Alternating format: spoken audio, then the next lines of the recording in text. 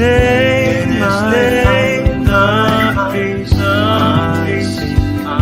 In His name, in His name, in His name, the joy I seek.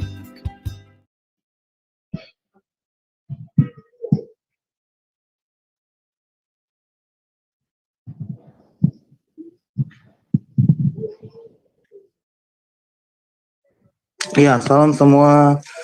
Ya, selamat datang kembali di Zoom Sema Adonai, dan kali ini ada acara spesial kita di malam Minggu ya, bersama dengan Pak Bram. Mana kita sapa dulu Pak Bram. Shalom Pak Bram, selamat malam. Ya, shalom brother, shalom. Ya. Ya, ini ya, temanya adalah tempat berkat yang Tuhan sediakan ya, begitu ya Pak Bram ya. Oke, sebelum kita ke sana mungkin kita akan terlebih dahulu buka dengan doa dari Sister Aling. Mohon kesediaannya Sister Aling untuk buka dalam doa. Ya, baik. Terima kasih Bro Agus. Mari Bapak Ibu sekalian kita berdoa terlebih dahulu sebelum memulai kelas pembelajaran kita. Bapa kami yang di surga, terima kasih dan puji syukur ya Bapak. Sekali lagi kami bisa bertemu pada malam ini di kelas Sema Adonai dan juga dalam keadaan sehat untuk bisa kembali bersama-sama belajar tentang kebenaran firman-Mu. Ya Bapa, kiranya selalu ada penyertaan-Mu di dalam kelas pembelajaran kami dan juga pimpinan-Mu. Dan berkatilah Bro Agus yang menjadi moderator dalam kelas kami kali ini. Mampukan Bro Agus untuk bisa memimpin kelas ini dengan baik, dengan benar, dan dengan lancar sampai kelas pembelajaran ini selesai.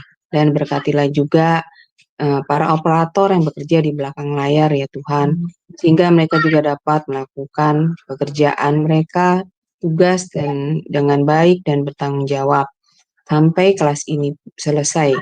Dan juga berkati internet kami ya Tuhan, sehingga tidak ada satupun kendala dalam internet jaringan kami ketika kelas pembelajaran kami ini berlangsung, dan bisa menyelesaikan kelas ini sampai selesai. Dan berkati juga Pak Bram yang akan menjadi narasumber menyampaikan kebenaran firman-Mu pada malam ini di kelas kami.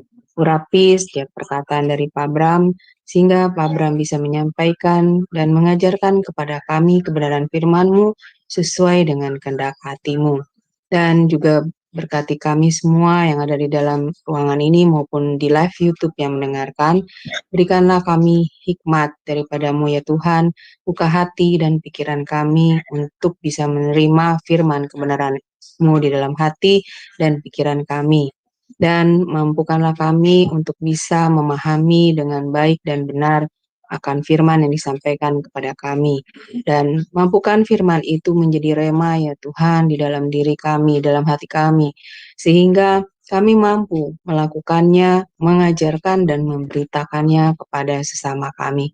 Terima kasih Tuhan Yesus, kami serahkan waktu pembelajaran kelas ini dari awal hingga akhir di dalam tangan-Mu, dan kami patahkan segala kuasa-kuasa kegelapan yang akan menghancurkan, mengganggu kelas pembelajaran kami dalam nama Yesus. Doa ini kami panjatkan dengan perantara Tuhan Yesus Kristus, Juru Selamat kami yang hidup. Haleluya. Amin. Amin, amin. Terima kasih Sister Aling atas doanya ya. Dan kita mungkin langsung aja ke Pak Bram untuk pembahasannya. Silakan Pak Bram untuk materinya.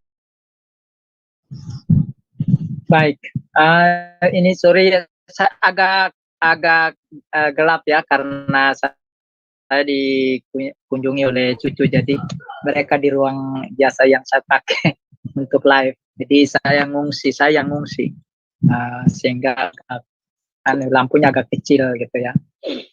Ya, baik. Shalom Aleichem, Beshem Adonai, Yeshua HaMashiach yang menjadi Tuhan dan Juru Selamat kita, yang menjadi Raja di dalam hidup kita, yang bertakhta atas kehidupan kita, yang berkuasa untuk memelihara hidup kita dari waktu ke waktu, di mana saat ini kita kesempatan kembali untuk berdua sekaligus menyampaikan firman Tuhan bagi setiap kita yang ada di Zoom maupun di live chat, dan juga mereka yang akan menyaksikan lewat siaran ulang. Ya, semoga sepanjang hari ini kita semua, bahkan saudara sekalian, mengalami sukacita dan damai sejahtera dari Allah Tritunggal yang Maha Suci, yang diiringi dengan berkat-berkat jasmani maupun berkat-berkat ilahi yang datangnya daripada dirinya.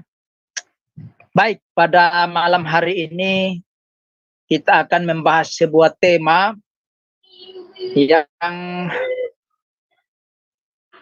berjudul atau tema yang kita akan bahas yaitu menuju tempat berkat yang Tuhan sediakan.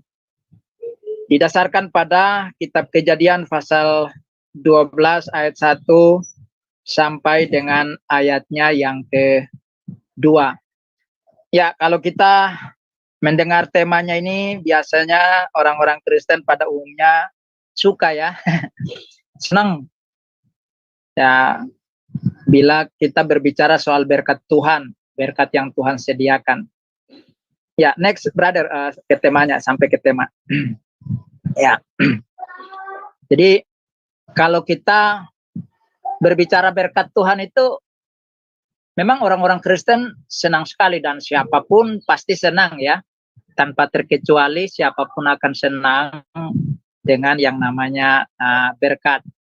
Kemudian apabila kita mendengar di suatu tempat itu berkatnya melimpah, kita mau ke sana kan.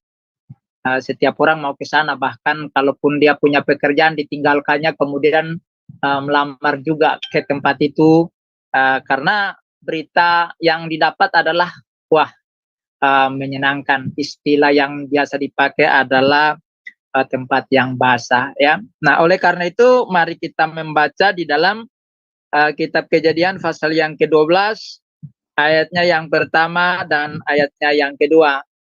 Silakan bro, boleh bacakan untuk kita sekalian bro Agus. Next di bawahnya itu ada teksnya. Aku selipkan kalau bro mau baca langsung juga. Ya. Apa tadi ayatnya, Pak Bram? Kejadian pasal 12 ayat 1 sampai ayatnya yang kedua. Oke. Kejadian pasal 11 ya.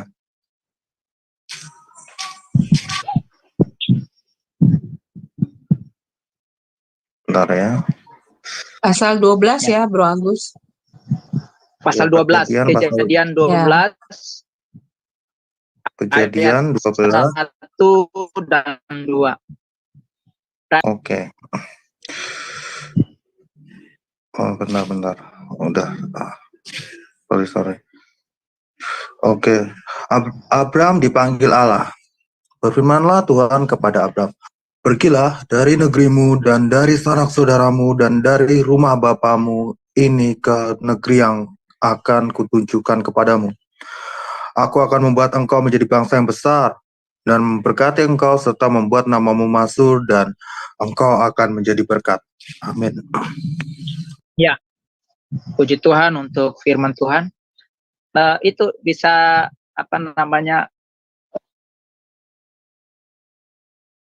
biar teksnya ditampilkan. Oke, teksnya ya. Pak Antara. Terus sampai ke ayat Alkitab.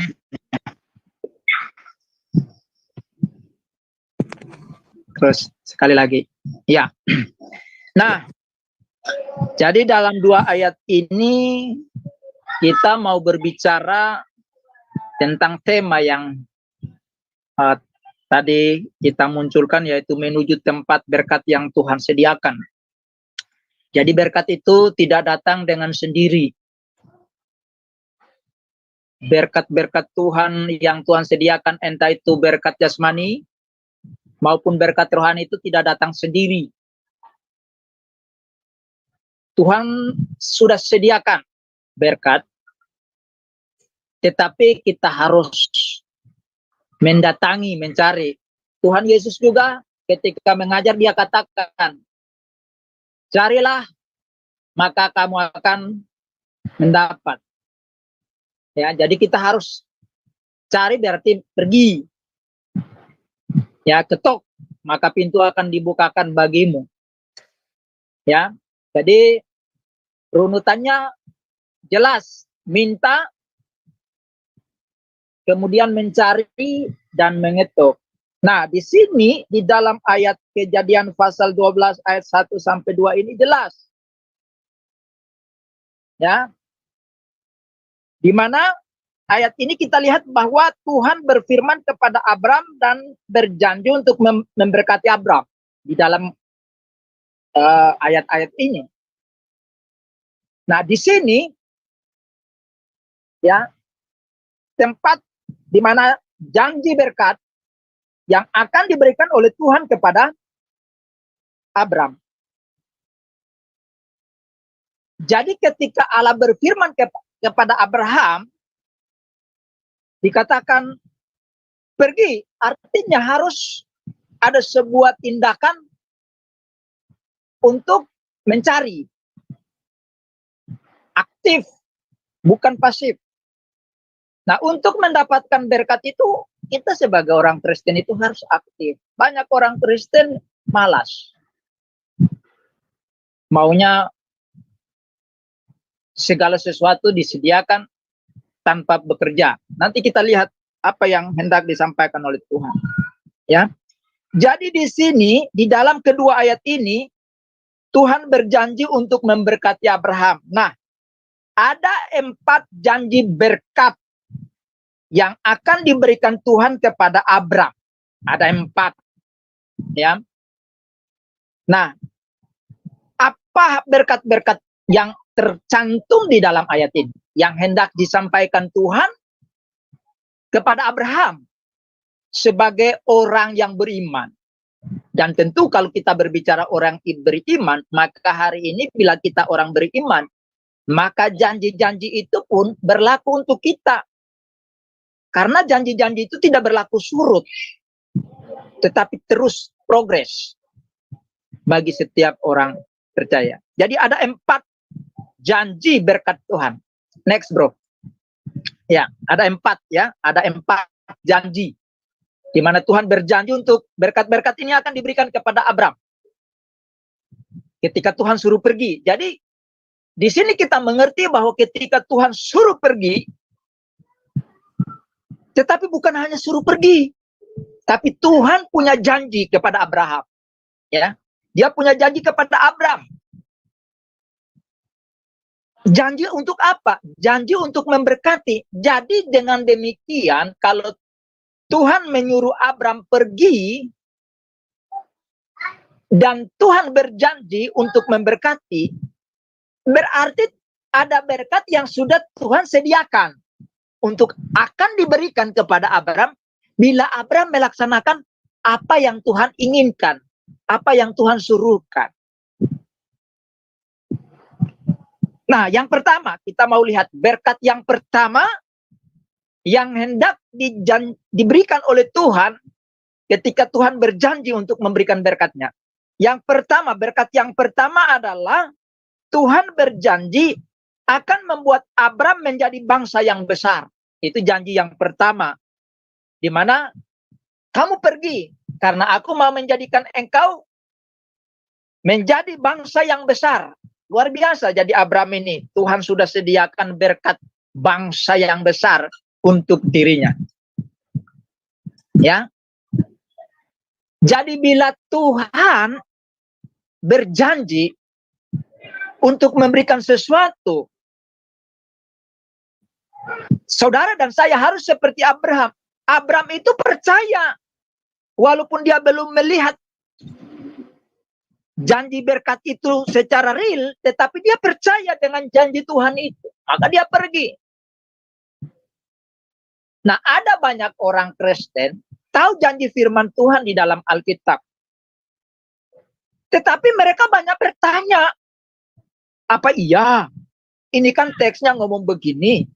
Tapi apakah realitanya nanti seperti itu atau tidak? Bagaimana kalau begini? Bagaimana kalau begitu? Banyak orang Kristen terus bertanya tentang menanyakan firman Tuhan. Apakah itu terjadi atau tidak? Atau bagaimana? Nah, Abraham tidak pernah bertanya ketika Tuhan suruh pergi dan berjanji untuk memberkati dia menjadi bangsa yang besar. Dia nggak pernah pertanyakan bagaimana caranya. Ya, kita juga tahu bahwa istri daripada Abraham itu kan Sarai itu. Jadi dia ketika Tuhan berjanji begitu, kalau dia manusia yang suka mempertanyakan firman Tuhan, dia pasti bertanya, masa sih Tuhan ini tidak tahu kalau istri saya ini mandul, nggak bakal punya anak, kok bisa jadikan saya bangsa yang besar? Dari mana? Dari Hong Kong. Tetapi Abraham tidak mempertanyakan itu, brother. Ya. Artinya, melalui keturunan Abraham akan menjadi sebuah bangsa yang besar. Jadi ketika Tuhan berjanji kepada Abraham untuk menjadikan sebuah bangsa yang besar, berarti dalam sudut pandang Tuhan, melalui Abraham ini akan punya keturunan, dan keturunannya akan beranak pinak, sehingga menjadi sebuah bangsa yang besar.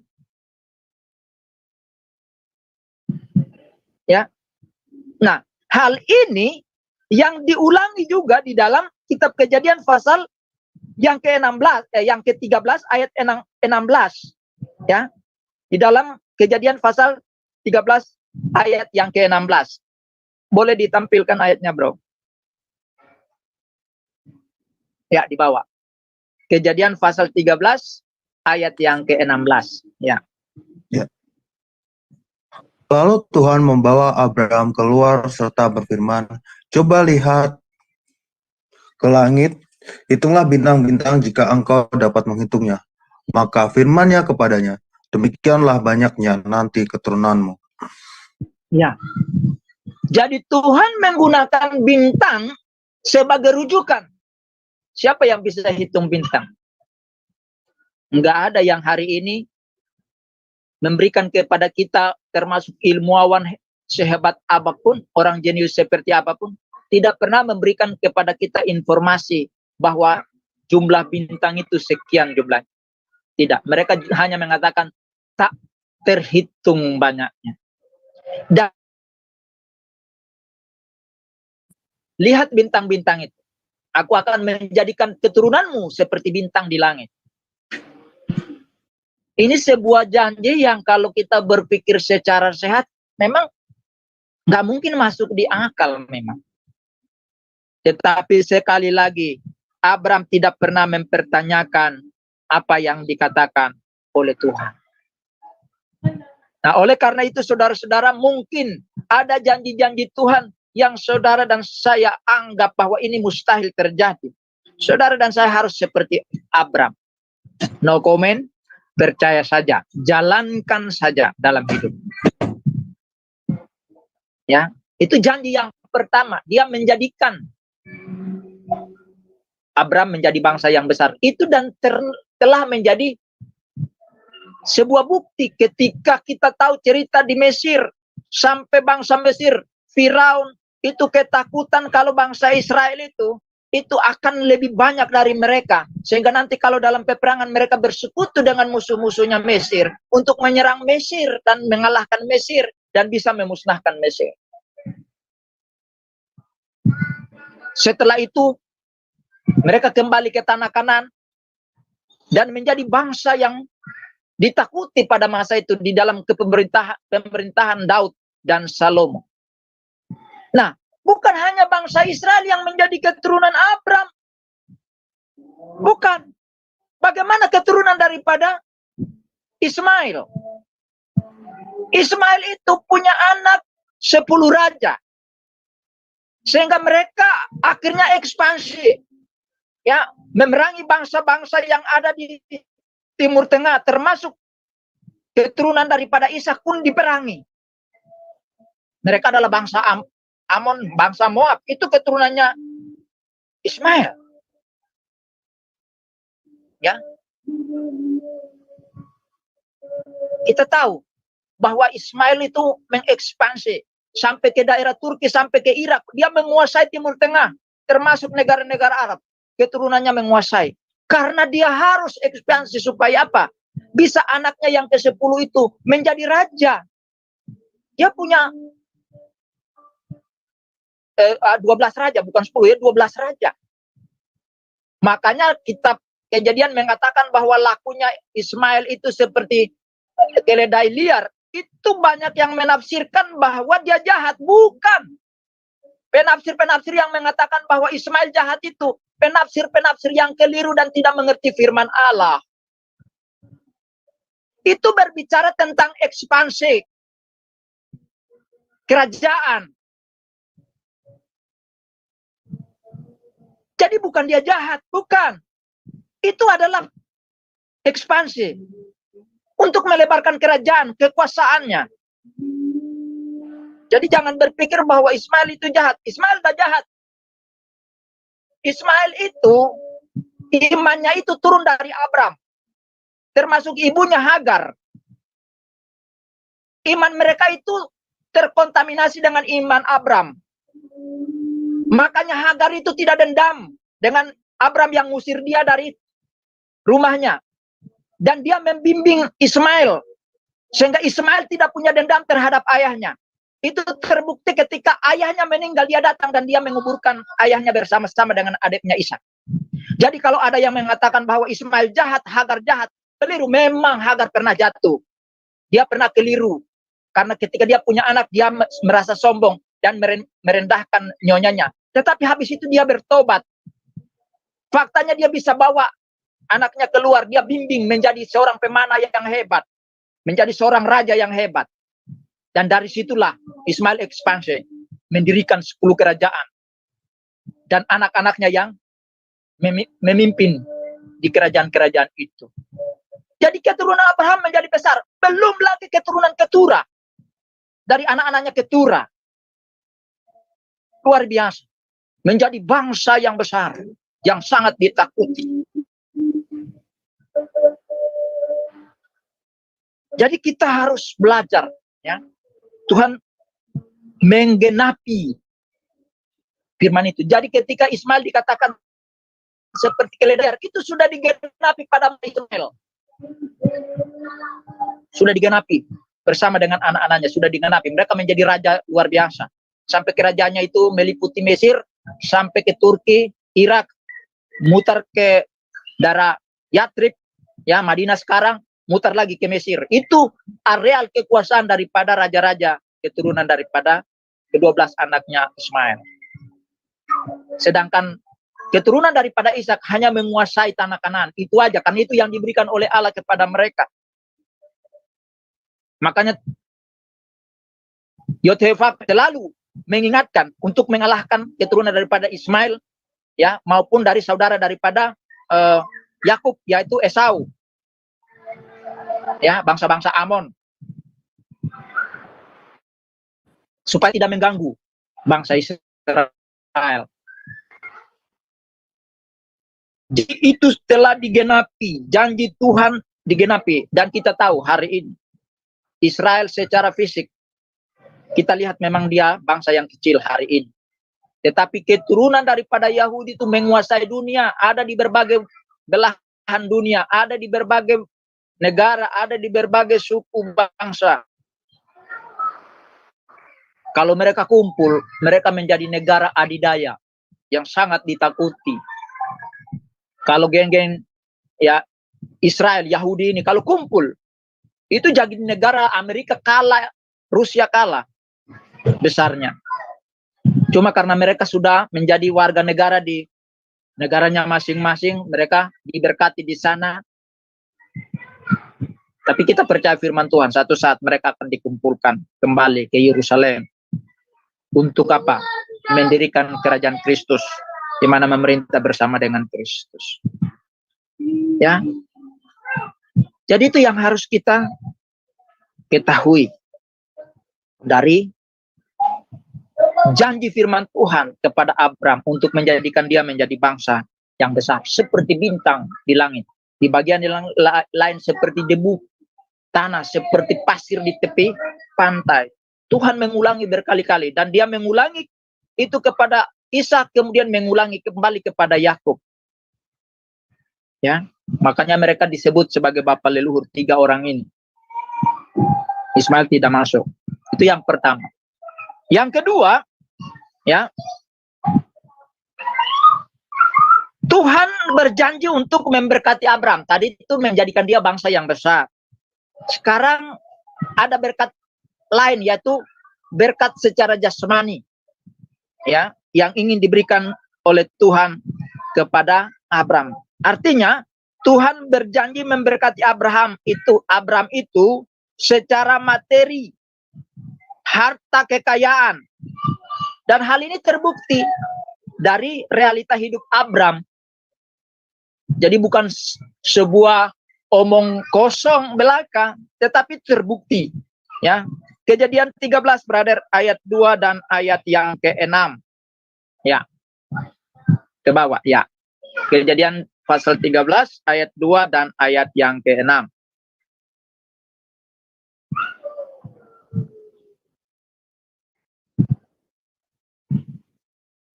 Ya, silakan, brother, boleh dibaca.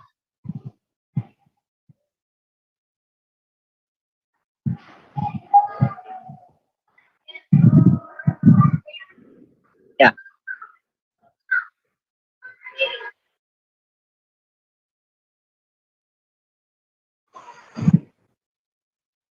Suaranya agak kecil, bro. Suaranya nggak kedengaran. Ya. Bentar. Ya. Adapun Abraham sangat kaya, banyak.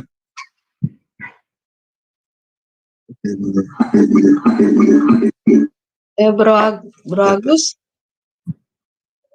Ya, oke. Udah Yang kembali bacakan normal ya. ya. Ya, mantap. Ya. Oke. Adapun Abraham sangat kaya, banyak ternak, perak, dan emasnya. Kejadian 13 ayat 6, tetapi negeri itu tidak cukup luas bagi mereka untuk diam bersama-sama. Sebab harta milik mereka amat banyak, sehingga mereka tidak dapat diam bersama. Iya.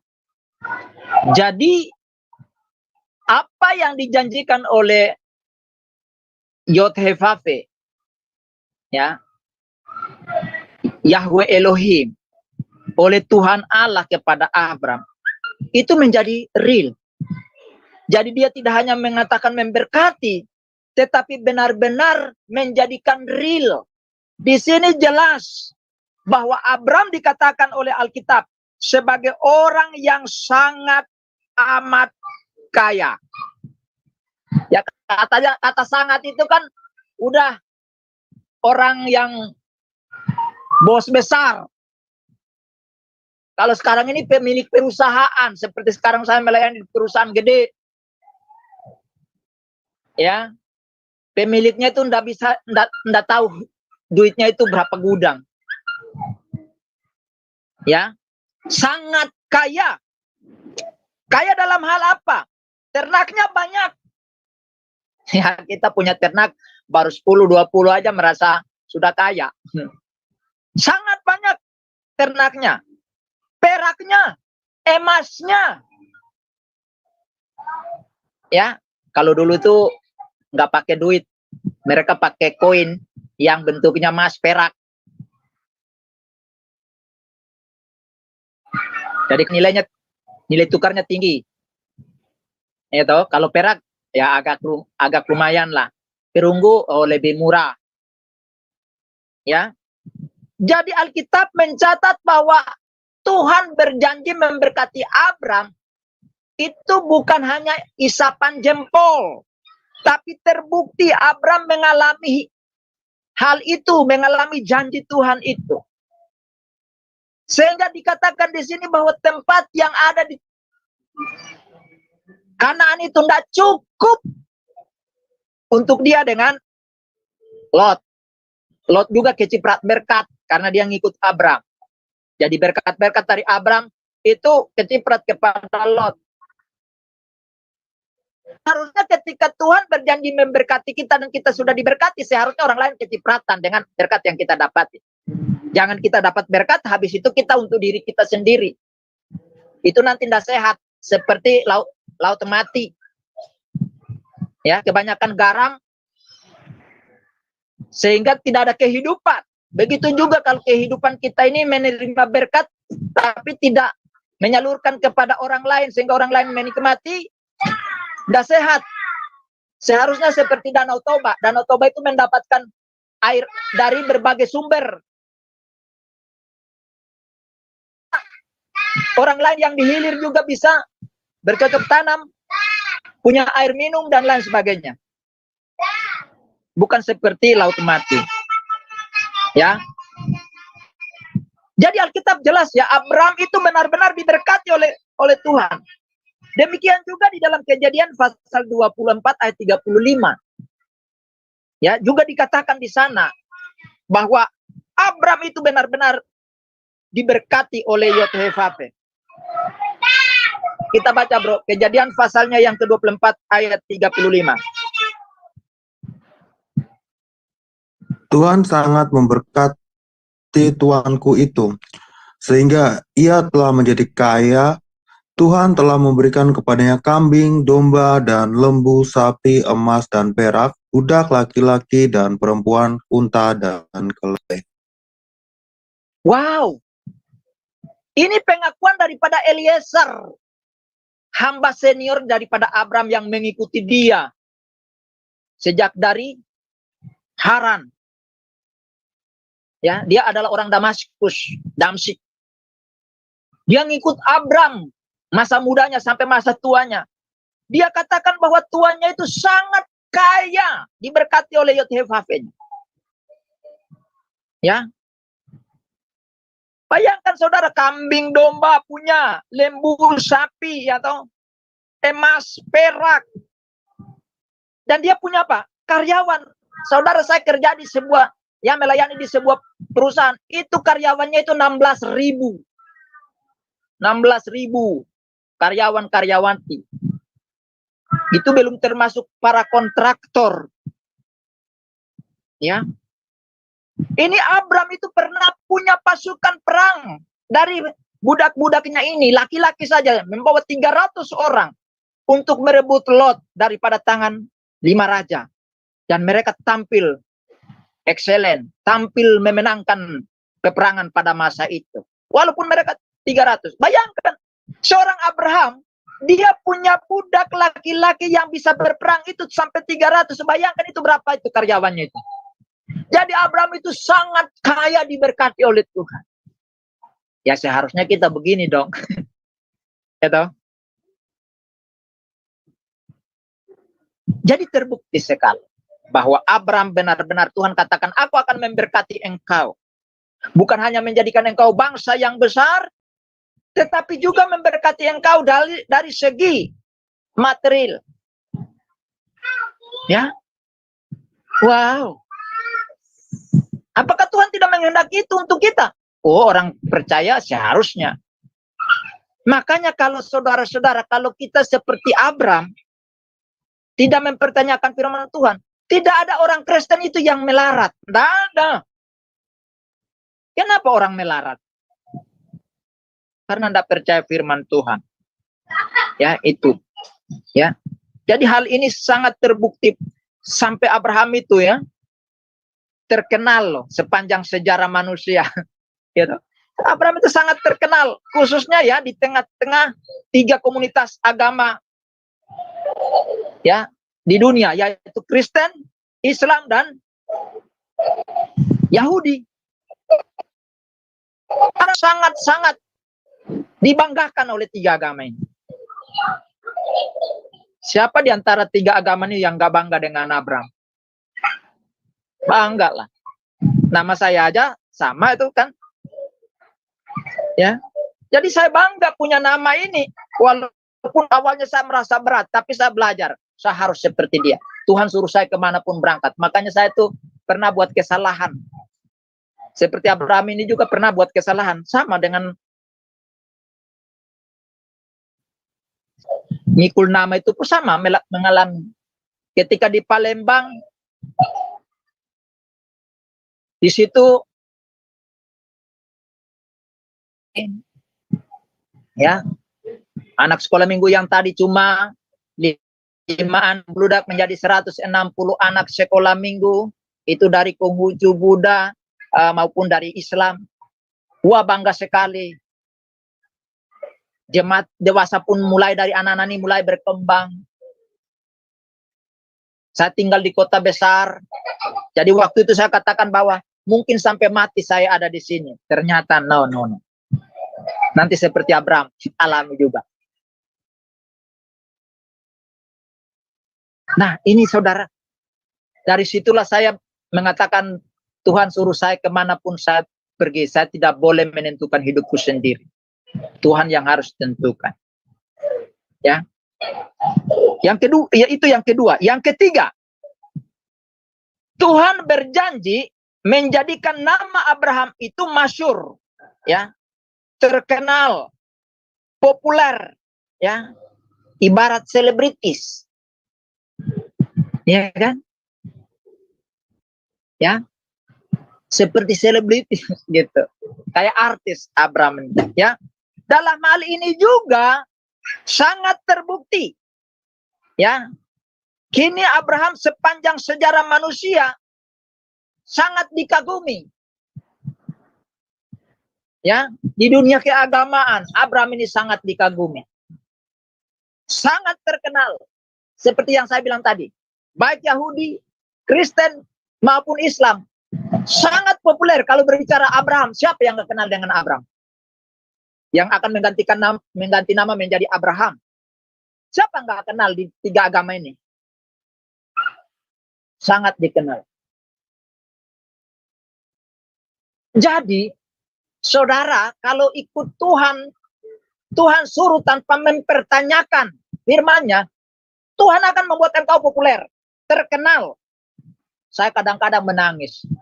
Saya ini anak kampung, anak miskin, dari tempat terisolir, di dekat ujung Timor Leste, di dekat Australia sana. Ada di Laut Atlantik, ya. Saya kan pulau saya tempat saya lahir itu kan adalah pulau terluar, terbatasan antara sekarang ini antara dua negara, ya, Australia dan Timor Leste. Kalau kami terdampar, ya Pak, kalau Timor Leste misalnya kami melaut, ya, kalau tidak terdamparnya ke Timor Leste atau ke Australia. Kalau arusnya ke barat, maka kami terdamparnya di Timor Leste. Tapi kalau ke timur, maka terdamparnya ke Australia. Seringkali kami itu nelayan-nelayan orang tua itu terdampar sampai ke Australia, baru diport balik. Ya, dari tempat udik, tempat yang terpencil, terisolir, dari keluarga yang miskin papa. Tetapi hari ini saya bisa dikenal sampai ke luar negeri. Itu karena anugerah daripada Tuhan Yesus Kristus yang telah untuk kemana saja diutus untuk pelayanan. Saya ikuti. Saya tidak pernah bantah sama Tuhan. Maka Tuhan mengedit saya. Ya, menampilkan saya. Seperti Abraham yang ada di dalam Alkitab. Disuruh Tuhan berangkat. Maka Tuhan membuat dia menjadi populer, terkenal sepanjang sejarah umat manusia. Sekalipun dia sudah tidak ada lagi, sudah ribuan tahun silam, tetapi namanya tetap harum hingga hari ini. Saudara dan saya kalau ikut Tuhan, tidak membantah dengan Tuhan, selalu percaya dengan perkataan Tuhan. Sekalipun engkau akan, tetapi namamu akan disebut-sebut oleh generasi selanjutnya. Terkenal sebagai orang yang setia dengan Tuhan. Itu yang ketiga. Yang keempat, Tuhan berjanji menjadikan Abraham berkat bagi orang banyak. Dan hal ini pun terbukti. Ya, sangat terbukti. Jadi Abraham, Tuhan janji membuat dia menjadi berkat bagi orang lain, bagi bangsa-bangsa. Ya. Dan terbukti, sangat amat terbukti sekali. Keturunan Abraham sekarang. Kita tidak melihat yang lain dulu, tapi kita melihat yang ada di tanah Israel sekarang. Orang-orang Yahudi, keturunan Ishak, Yakub. adalah orang-orang yang diberkati secara luar biasa. Mereka inilah yang membuka peradaban dunia, membuat dunia ini bisa gemerlapan, bisa membuat dunia ini maju sedemikian pesat. Saudara hari ini menikmati internet, kita bisa lihat begini, berkat anak cucu Abraham. Dan mereka adalah orang-orang yang hebat, yang mendapatkan penghargaan internasional yang disebut sebagai hadiah Nobel. Baik mereka yang ada di Yahudisme maupun mereka yang ada di Kekristenan. Walaupun Yahudi secara fisik hari ini masih dibawa ke Kekristenan. Namun ingat, mereka orang-orang hebat yang ada di dalam Kristen yang sampai mendapatkan hadiah Nobel 62% itu mayoritasnya adalah orang keturunan Abraham. Orang Yahudi, walaupun mereka sudah Kristen. Ya. Contohnya seperti siapa? Lawrence Berg. Ya, Lawrence Berg itu mendapatkan hadiah Nobel pada tahun 1915 karena penemuan dia dari dunia fisik, ya, fisika. Banyak di antara mereka. Ada juga Heik Komelin. Dia juga seorang fisikawan yang mendapatkan hadiah Nobel pada tahun 1926. Ya, Charles Wilson juga seorang fisikawan yang mendapatkan hadiah penghargaan daripada Nobel. Ya, pada tahun 1927. Begitu juga dengan Max Born. Mendapatkan hadiah Nobel tahun 1954. Masih banyak lagi kalau kita hitung terlalu banyak. Termasuk penemu daripada WA, Facebook, ya, Telkomsel. Semua kecanggihan yang kita pakai hari ini berkat keturunan Abraham. Yang dikatakan apa? Oleh Abraham dunia diberkati. Itu secara fisik. Itu secara fisik. Keturunan Abraham mendominasi. Tidak dari yang lain. Secara iman, melalui keturunan Abraham, lahirlah Yesus Kristus. Seluruh dunia saat ini, mayoriti mendapatkan berkat rohani, berkat ilahi melalui benih daripada Abraham lewat Daud. Dunia diberkati hari ini. Jadi hari ini ada orang yang takut akan Tuhan, setia sama Tuhan. Itu karena janji Tuhan kepada ia hendak keluar dari Ur-Kasdim. Ya, maka saya itu senang lihat ya orang-orang yang mendapatkan hadiah Nobel itu. Waduh, bangga saya. Banyak orang-orang percaya di situ. Orang-orang Yahudi walaupun banyak yang tidak percaya, mereka juga dipakai. Makanya kenapa mereka dibawa ke Kristenan? Karena mereka masih menolak Mesias. Coba kalau mereka menerima Mesias, oh ini dunia ini bisa terbelah dua. Ya. Jadi melalui Abraham bangsa-bangsa diberkati. Jadi seyogianya kita sebagai umat Tuhan yang sudah diberkati, seharusnya pun kita pun menjadi berkat bagi orang lain, bukan? Karena kita hidup di dunia ini untuk menjadi berkat, brother, bukan untuk sekedar menerima berkat. No, you ada di dalam dunia ini, you dipanggil menjadi pengikut Tuhan, menjadi saluran berkat bagi orang lain, bukan untuk dirimu. Ibaratnya kita itu seperti pipa paralon dari mata air, dari sumber air. Kemudian dialirkan sampai ke rumah-rumah. Ketika orang mau ambil tinggal buka keran. Setelah terima air sudah selesai, keran ditutup. Air itu tidak habis di dalam pipa. Tapi pipa itu terus menampung air-air itu masih stok ada di dalam pipa. Artinya begini, Tuhan mau menjadikan engkau saluran berkat bagi orang lain. Ketika orang lain diberkati melalui hidupmu, ketika engkau memberi kepada orang lain, kau tidak kehabisan. Engkau akan menikmati karena berkat-berkat Tuhan itu ada di dalam diri kamu, dan Tuhan akan drop dari sumbernya, yaitu dirinya sendiri. Tuhan adalah sumber air, sumber kehidupan, sumber berkat jasmani rohani. Dia akan salurkan itu lewat saudara, dan orang lain bisa nikmati. Setelah orang lain nikmati, you tutup, you berhenti kasih, you masih ada berkatnya. Banyak orang kalau sudah terima takut kasih sama orang, karena nanti takutnya nanti gue dapat apa, gue nanti kehabisan bagaimana, siapa yang kasih sama saya, siapa yang tolong saya, yang syukur-syukur kalau orang bisa tolong saya. Banyak orang Kristen berpikir seperti itu, pakai akalnya seperti itu. Maka Tuhan bilang apa? Pikiranku berbeda dengan pikiranmu, jalanku berbeda dengan jalanmu, seperti langit dan bumi jaraknya. Banyak orang seperti ini yang tidak pernah menikmati berkat Tuhan. Selalu dirundung dengan kekhawatiran, ketakutan. Ya. Itu. Jadi itu 4 janji berkat Tuhan yang Tuhan kasih. Namun untuk mendapatkan 4 berkat itu,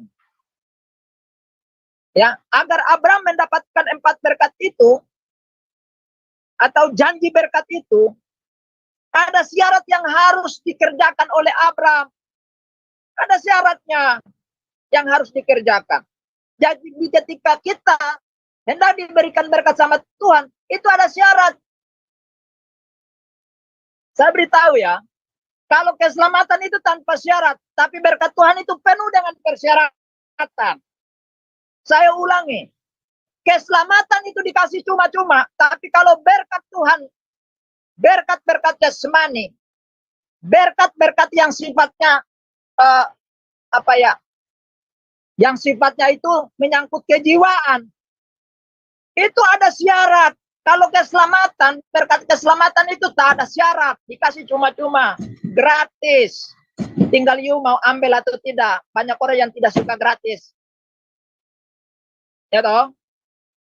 Tapi kalau berkat jasmani, itu ada syaratnya, banyak persyaratannya untuk harus dipenuhi. Ada 4 harus dipenuhi oleh Abraham. Syarat yang pertama, Abraham harus tinggalkan negeri atau kampung halamannya. Jelas di sana. Alkitab di dalam ayat yang pertama jelas, pergilah dari negerimu.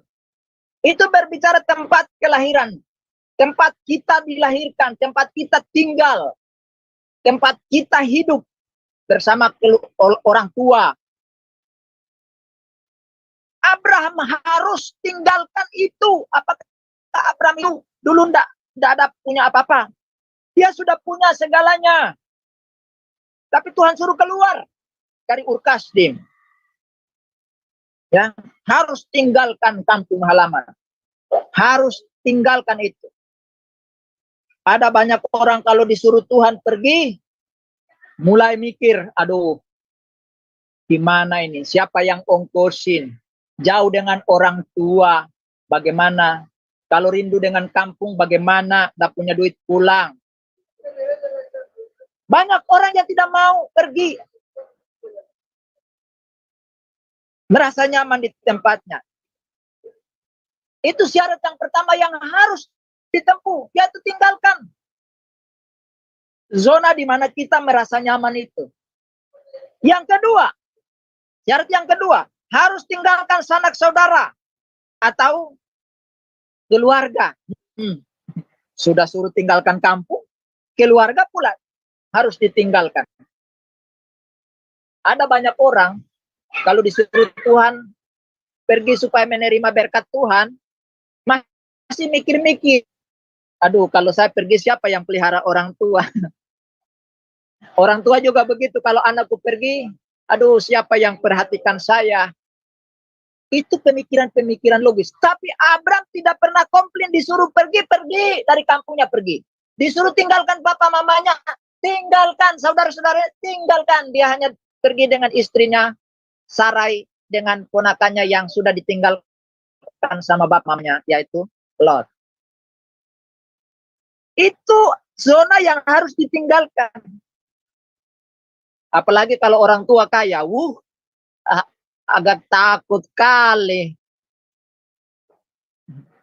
Agak takut sekali untuk tinggalkan zona itu. Yang ketiga, harus tinggalkan orang tuanya. Ya. Jadi tadi itu tinggalkan sanak saudara, famili, saudara sekandung, sepupu-sepupu. Ini sekarang tinggalkan orang tua. Orang tua disuruh tinggalkan.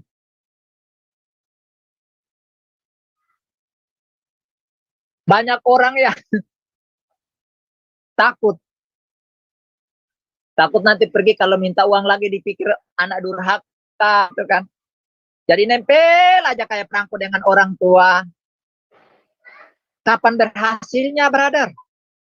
Itu kan keberhasilan orang tuamu. Kalau kamu tidak berusaha, kamu hanya kayak anak kecil yang nempel di ketiak mamanya, kamu tidak akan diberkati. Karena nanti orang tuamu hartanya habis setelah mati, kamu habiskan, melarat kamu. Banyak orang Kristen seperti itu. Kristen kekanak-kanakan. Maunya ada di ketiak mamanya doang. Maunya ada di pundak bapaknya doang. Gak mau pergi untuk berusaha sendiri. Ya. Yang keempat adalah Abraham harus ke tempat. Jangan asal kamu pergi. Kamu harus pastikan ada yang Tuhan siapkan tempat untuk kamu. Banyak orang Kristen tidak seperti Abraham. Tuhan suruh pergi, Abraham ikut. Akan kutunjukkan kepadamu. Banyak orang itu diajak mau pergi cari kerja. Kerjanya apa, bro? Nah, nantilah kita ke sana baru kita cari sama-sama. Nggak mau, bro, kalau nggak diberitahu. Pergi. Nanti Tuhan tunjukkan. Abraham dan nanya, dia pergi. Tuhan akan tunjukkan tempatnya itu. Banyak orang Kristen asal seruduk sana, seruduk sini. Makanya kerja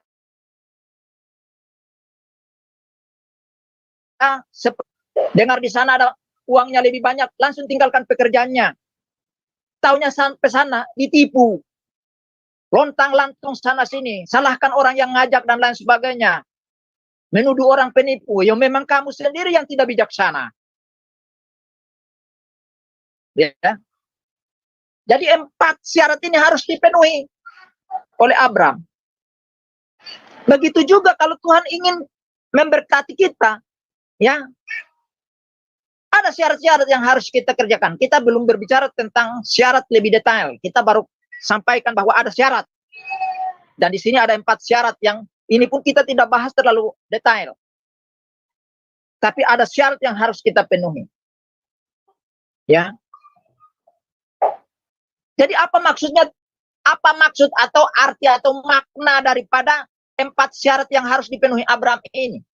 Harus tinggalkan kampungnya, harus tinggalkan sanak familinya, harus tinggalkan orang tuanya, kemudian menuju ke tempat yang Tuhan tunjukkan. Apa maksudnya itu? Maksud yang ada 4 maksud. Dari 4 syarat. Yang pertama adalah Tuhan ingin supaya Abraham itu tinggalkan zona kenyamanannya. Orang kalau sudah ada di zona nyaman, enggan untuk pergi dari situ. Termasuk pendeta-pendeta. Kalau sudah ada di sebuah gereja yang jemaatnya sudah banyak, kaya, disuruh dipindahkan ke pelosok-pelosok. Enggan dia, tidak mau dia. Akhirnya apa? Dia pecahkan. Dirikan denominasi baru. Dia dirikan gereja lokal. Keluar dari denominasi itu. Mengajak jemaat-jemaat dari situ. Dirikan sebuah kelompok yang baru. Kenapa? Karena dia tidak mau rela tinggalkan zona nyaman. Saya ini, brother, melayani di kota besar. Ya, saya melayani di gereja-gereja besar. Saya di Balikpapan itu saya melayani di gereja Betani, GBI Betani Successful. Colorado. Itu gereja terbesar di Kalimantan Timur, khususnya kota Samarinda. Itu salah satu gereja besar. Ibadahnya 4 kali. Sekali ibadah, itu persembahannya itu 10 juta sekali ibadah. Ada 4 kali ibadah, tidak termasuk dengan sekolah minggu. 4 kali ibadah itu, sekali ibadah itu persembahannya itu 10 jutaan. Berarti kalau 1 minggu ibadah, dalam 1 minggu itu, berarti sekitar 40 sampai 50 juta persembahannya. Makanya saya diutus untuk pergi menggembalakan di Kota Krayan yang ada di utara, yang sekarang sudah mengkar menjadi sebuah provinsi baru, yaitu Kalimantan Utara. Saya diutus ke sana dengan 50 kakak. Ibadahnya di hotel. Tapi karena panggilan saya bukan untuk sana, panggilan saya ke Indonesia bagian barat. Dan saya konsisten dengan panggilan itu karena Tuhan panggil jelas. Oh, kalau saya mau mencari kekayaan, zona nyaman, oh enak sampai di sana langsung dikasih mobil sedan kemana-mana, ya toh saya punya sopir pribadi, tinggal di apartemen. Tapi bukan itu yang saya cari, jiwa yang saya cari untuk Tuhan Yesus. Banyak pendeta yang kalau sudah nyaman, dia enggan pergi. Kalau dipaksa, dia akan keluar dan buat kelompok baru, memecahkan jemaat, menimbulkan sakit hati, menimbulkan permusuhan antar jemaat. Ini mah bukan hamba Tuhan, ini mah hantu, kaki tangan iblis yang memecah belah. Sudah begitu mengatasnamakan Tuhan ingin kita pecah. Dari mana kamu baca firman Tuhan mengatakan Tuhan suruh pecah? Tuhan berdoa di dalam Yohanes pasal 17 dengan air mata darah supaya gerejanya bersatu. Kamu bilang Tuhan ingin memecah belah kan? Tanya iblis. Ya, mengatasnamakan Tuhan pecah. Yang ingin menghendaki perpecahan gereja, perpecahan umat Tuhan adalah iblis, bukan Tuhan. Memang gereja harus berkembang, tetapi bukan harus memecah belah jemaat. Contohnya seperti Rasul Paulus dan Barnabas. Ketika Antiokhia sudah mandiri, justru yang diutus adalah Barnabas. Paulus sebagai senior pendiri gereja Antiokhia. Mereka menyerahkan kepada bawahan mereka dan mereka pergi membuka pos-pos baru. Itu baru perkembangan gereja. Mecahkan gereja terus buat umat Tuhan bermusuhan satu sama lain. Kau bilang atas nama Tuhan menghendaki. Tuhan menghendaki dari mana? Ya. Banyak orang tidak mau meninggalkan zona nyaman seperti itu. Saya ini melayani di kota besar. Habis itu pergi ke pedalaman Kalimantan, pulang dari sana datang diutus ke tempat yang belum ada gereja sama sekali. Saya buka gereja. Ke tempat yang belum ada orang Kristen, saya injili sampai orang jadi Kristen. Kepala ini selalu diancam dipotong. Gue nggak peduli. Sasaran saya cuma satu, bawa jiwa kepada Kristus. Tidak ada yang lain. Setelah saya mendirikan jemaat, gereja sudah dibangun, saya tinggalkan, saya serahkan kepada yang lain. Saya pergi buka pos baru. Saya diutus ke satu tempat desa di mana jemaatnya sudah sekarat, tinggal 5 orang. Dihina-hina sama orang non-Kristen. Tempat ibadahnya dilempar-lempar terus. Saya diutus ke situ, saya datang, damaikan. Saya datangi orang yang suka lempar-lempar itu. Sehingga dia justru yang mendukung pelayanan di situ. Musuh itu jangan ditakut-takutin atau dimusuhi tambah, dibenci, jangan. Didatangin, dirangkul.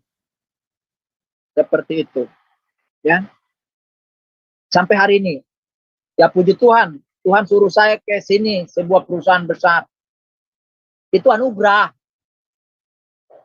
Yang kedua, yang kedua adalah Tuhan ingin supaya Abraham itu mandiri. Jadi Tuhan suruh tinggalkan kampung halamannya, keluarganya, supaya dia mandiri. Kalau Tuhan suruh kamu pergi, itu berarti Tuhan ingin supaya kamu mandiri, tidak bergantung sama orang. Bergantung sama orang tua, bergantung sama saudara, bergantung sama orang sekampung, bergantung sama teman-teman, bergantung sama pendetanya. bergantung sama pengusaha-pengusaha. Jangan mandiri. Saya itu nggak pernah ngemis-ngemis sama pengusaha-pengusaha. Walaupun pengusaha-pengusaha jadi sponsor. Kalau mereka salah, saya bilang salah. Anda salah. Sekalipun dia adalah sponsor utama. Saya nggak peduli. Kebenaran harus sampai. Jangan karena dia kasih amplop terus. Terus ketika dia salah, kita maklumi sajalah. Takut nanti persembahannya nggak kasih lagi. Oh, yang kasihkan Tuhan. Tuhan cuma kan lewat dia. Dia kan perpanjangan tangan Tuhan saja. Tapi banyak orang yang takut. Tidak mau mandiri.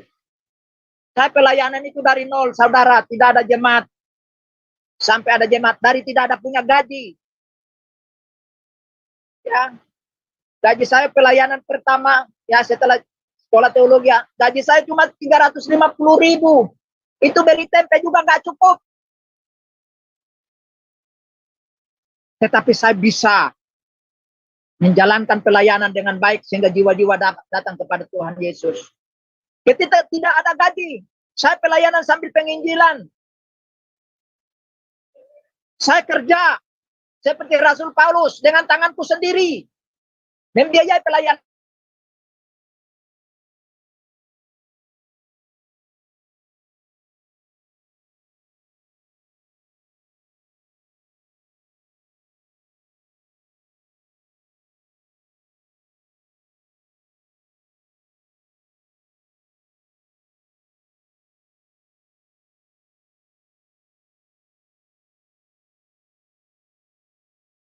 Nangis, nggak punya makan, nggak punya minum, nggak punya kendaraan, jalan kaki.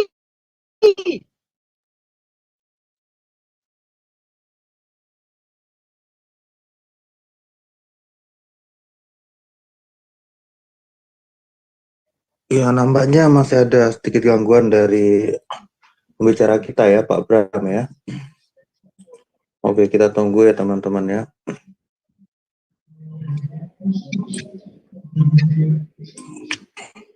Oke, Pak Bram udah kembali lagi. Silakan Pak Bram. Oh, dapat co-host belum? Pak Antara bisa kasih co-host Pak Antara? Sudah, Bro, sudah dikasih. Karena hujan di sini jadi ya lagi hujan. Ya nggak apa-apa, kita lanjut aja kan Pak Bram. Ya. Oke, nampaknya ya silakan Pak Bram. Ya, jadi saya beritahu ya, Yesus Kristus itu adalah sponsor utama kita. Jadi jangan cengeng. Jadi anak Tuhan itu jangan cengeng. Jadi hamba Tuhan itu jangan memble. Disuruh ke tempat susah, nangis. Nggak ada kendaraan, nuntut. Jalan kaki, saya ini bertahun-tahun jalan kaki. Saya itu pelayanan bawa sepeda ontel sama istri saya. Ditabrak sama pakai motor. Itu sepeda ontel itu pun pinjaman. Dari seorang pengusaha yang karena dia pakai olahraga, dia tidak pakai, ya dia pinjamkan saja. Ditabrak sampai itu sepeda ontelnya itu sepeda zaman Jepang itu. Yang tinggi itu. Itu sampai bannya belakang itu jadi angka 8. Itu sendi paha istri saya itu patah. Anak saya masih usia 2 tahun. Apa kapok? No. Berangkat. Dikasih sepeda motor. Lebih banyak mogoknya daripada hidup. Ada teman murah hati, dia kasih sepeda Yamaha tahun 70. Lebih banyak masuk bengkel ketimbang dipakai. Malah jadi beban. Maka saya buang ke bengkel. Saya jalan kaki. Ya, jangan cengeng, mandiri. Ya, itu yang kedua. Yang ketiga, Tuhan ingin supaya Abraham harus berjuang, bekerja keras. Jadi anak Tuhan itu harus jadi pekerja keras, berjuang. Jangan pas gagal sekali, langsung rasanya dunia ini seperti selebar daun kelor. Langsung ngambek, gak mau lagi kerja, mutung kata orang Jawa. Ogah-ogahan. Hamba Tuhan juga sekali gagal. Oh Tuhan tidak urapi saya lagi. Tuhan sudah buang saya. Tuhan tidak memberkati saya lagi. Bangkit. Memble. Jangan jadi memble. Berjuang, brother. Saya ini berapa kali itu hampir masuk jurang. Hampir masuk sungai dengan kendaraan. Berangkat. Tambah semangat. Malah itu jadi cerita seru. Ya. Bekerja keras. Jadi hamba Tuhan itu kerja keras. Saya akhir-akhir ini ya, hampir 24 jam. Ya, saya tidur itu biasanya jam-jam 4. Jam 4 pagi. Sudah jam 5 bangun lagi. Tidur cuma sejam. Saya berpikir bahwa hidup ini tinggal sebentar lagi. Semakin hari saya itu seperti matahari. Semakin condong ke barat. Sebentar lagi terbenam. Sisa hidup ini harus berguna bagi Tuhan. Harus berguna bagi sesama. Selagi ada waktu, beritakan Injil. Siapapun yang minta tolong sampaikan firman Tuhan, sampaikan. Jangan banyak alasan. Berjuang. Kerja keras. Walaupun tidak ada gaji. Jalan terus. Manusia tidak hidup dari gaji saja. Tapi dari firman Tuhan. Nanti Tuhan kirim burung bangau, Tuhan kirim burung pelikan, ya kan? Tuhan kirim burung apalagi Raja Wali. Kalau Elia kan Tuhan lewat gagak, kita nggak usah burung gagak lagi, kita lewat burung elang, kita lewat burung pelikan yang suka makan ikan itu di laut itu, dia nanti bawa ke kita. Gitu loh. Ya. Yang keempat, Tuhan ingin Abraham harus bergantung penuh, harus berharap penuh hanya kepada dirinya. Ini jurus terakhir. Makanya saya itu hanya katakan bahwa Tuhan, hanya Engkau satu-satunya hartaku. Aku tidak punya harta di dunia ini. Engkau satu-satunya berlianku. Engkau satu-satunya permataku. Jadi apa yang Engkau punya, aku percaya Engkau pasti berikan untuk aku nikmati. Makanya tidak pernah khawatir dalam hidup ini. Kalau ada kekuatan datang lewat, usir, tolak. Kau bukan dari Tuhanku. Ya. Nah, hal ini juga ya tidak berbeda ya dengan kita, brother. Hari ini tidak berbeda. Abraham tidak berbeda dengan kita hari ini sebagai orang percaya, sebagai orang Kristen, pengikut Kristus. Ya, karena kita disebut orang pilihan Allah yang dipanggil keluar dari kegelapan dosa. Kita harus keluar dari zona itu. Ya, sebenarnya Tuhan juga ingin kita pergi menuju tempat yang Tuhan sediakan berkatnya untuk kita raih, kita nikmati ya bagi diri kita. Namun kadang-kadang ya Tuhan juga ingin kita tinggalkan zona yang nyaman. Zona yang bagi kita full. Saya masih ingat, brother, saya pergi ke Bangka Belitung, pelayanan itu tidak ada jemaat sama sekali, berangkat dari Palembang tahun 2003. Ya. Di sana pontang-panting. Seperti sebagian yang saya cerita tadi, bawa sepeda, ditabrak motor. Ya, berjuang dari tempat satu ke tempat yang lain, tinggal di reot, rumah yang reot. Tadi saya nanti lain kali saya tunjukkan kepada saudara. Ya. Tapi saya terus setia sampai Tuhan membawa saya punya posisi-posisi. Saya di Dinas itu menjadi guru honorer tapi dijadikan spesial. Saya diperkenalkan sehingga dekat dengan kepala dinasnya.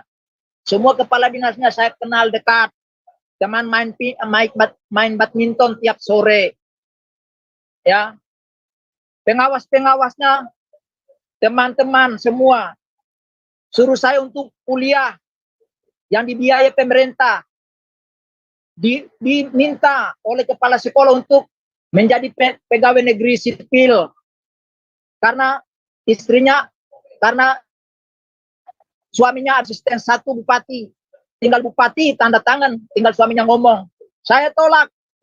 Tetapi saya tetap tugaskan untuk menjadi guru honor di situ. Gajinya lumayan, awalnya tidak digaji selama 1 tahun penuh. Itu ditilap sama kepala sekolah sebelumnya. Tapi setelah itu dikembalikan 100% dalam setahun itu. Dan gaji saya lumayan. Saya dapat tunjangan ini dan itu. Idul Fitri, tunjangan hari raya saya dapat dua kali. Ya, waktu Natal dan Idul Fitri. Ini kan hebat. Saya punya jabatan di Dimas Kristen sebagai koordinator guru-guru honor dan guru-guru Kristen tingkat kabupaten dan tingkat provinsi. Gaji saya lumayan. Saya punya di pemerintahan, ya di desa, saya masuk dalam pemerintahan desa. Gajinya lumayan. Belum ada tunjangan-tunjangan lain tuh. Lumayan. Saya bisnis. Saya punya bisnis juga di sana. Lumayan. Rumah-rumah punya sendiri, tanah hampir 1 hektar. Saya bangun tempat ibadah. Tapi Tuhan bilang keluar. You harus sekarang keluar dari Bangka Belitung. Teman-teman bilang bodoh saya. Mereka bilang bodoh sekali Pak Abraham ini. Sudah nyaman di sini. Kau mau tinggalkan semua itu? Saya bilang bagi Anda saya bodoh. Tapi saya hanya mengikuti petunjuk Tuhan. Tuhan suruh berangkat. Berarti ada orang yang butuh saya di daerah lain. Saya tinggalkan semua itu. Saya tinggalkan. Hanya dengan pakaian di badan. Berangkat. Kembali ke Bengkulu. Saudara, kadang memang kita harus tinggalkan semua itu. Kadang dari nol lagi. No problem. Yang penting bersama Tuhan.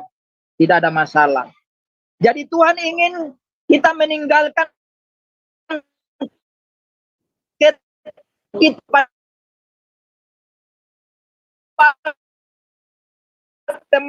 mandiri, belajar mandiri. Kita harus belajar berjuang, bekerja keras, dan berharap hanya pada Tuhan. Mungkin selama ini kita hanya puas dengan pendapat yang kita miliki hari ini. Bagi kita sudah cukup. Kita tidak mau lagi berjuang. Kita tidak mau lagi kerja keras. Kita sudah puas dengan apa yang sudah kita tempuh. Ya. Kita lebih banyak mendengarkan kata orang. Tidak punya prinsip sendiri. Jadi kadang-kadang kita hidup ini bukan karena prinsip kita mengikuti Tuhan, tetapi kita hidup karena kata orang. Orang bilang A, kita ikut. Orang bilang B, kita ikut. Orang bilang gak usah ke sana, kita ikut. Orang bilang di sini saja, kita ikut. Membeo kayak burung beo. Tidak punya prinsip dalam hidup. Ya. Jangan kita hidup berdasarkan kata orang.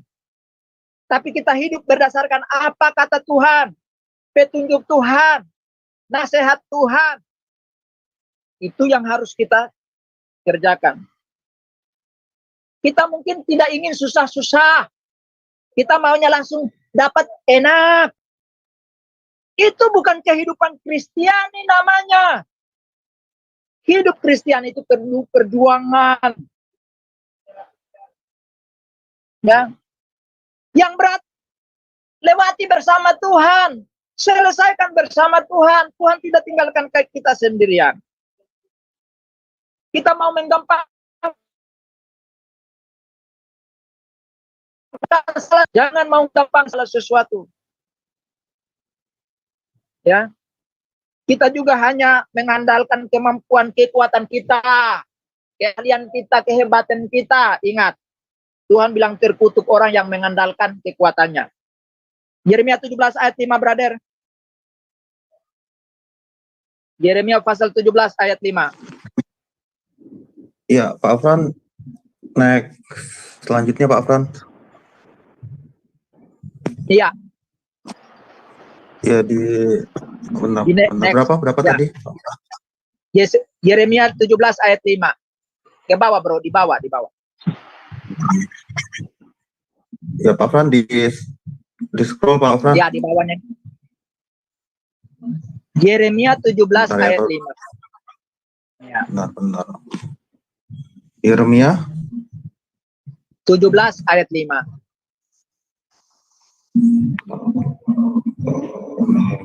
Yeremia 17 ayat 5 ya. Ya. Ayat 5. Oke. Beginilah firman Tuhan, terkutuklah orang yang mengandalkan manusia, yang mengandalkan kekuatannya sendiri, dan yang hatinya menjauh daripada Tuhan. Ya, jadi jangan mengandalkan manusia siapapun dia. Jangan andalkan. Andalkan Tuhan. Nanti Tuhan pakai mereka. Jangan kau berharap dengan mereka, baru Tuhan. Tapi dari Tuhan dulu, nanti Tuhan gerakan mereka untuk menolong kamu. Jangan juga mengandalkan kemampuan sendiri, karena engkau orang punya, karena engkau orang kuat, karena engkau orang pandai, karena engkau orang cerdas, karena engkau hebat ini dan itu. Jangan, kata Tuhan, terkutuk orang semacam itu. Andalkan Tuhan, sekalipun Tuhan kasih engkau skill, Tuhan kasih kamu punya kemampuan, Tuhan kasih segalanya, itu semua anugerah, dan pakai itu untuk memuliakan Tuhan. Jangan menjadikan itu sebagai andalan. Abraham diberkati oleh Tuhan karena Abraham mau taat dan melalui syarat yang diberikan Tuhan padanya, dan Abraham seumur hidupnya sungguh diberkati dan sangat amat menikmati berkat Tuhan. Luar biasa Abraham. Kita pun akan diberkati oleh Tuhan seperti Abraham. Ya. Mulai hari ini juga, bukan besok. Mulai hari ini juga Tuhan akan memberkati engkau seperti memberkati Abraham.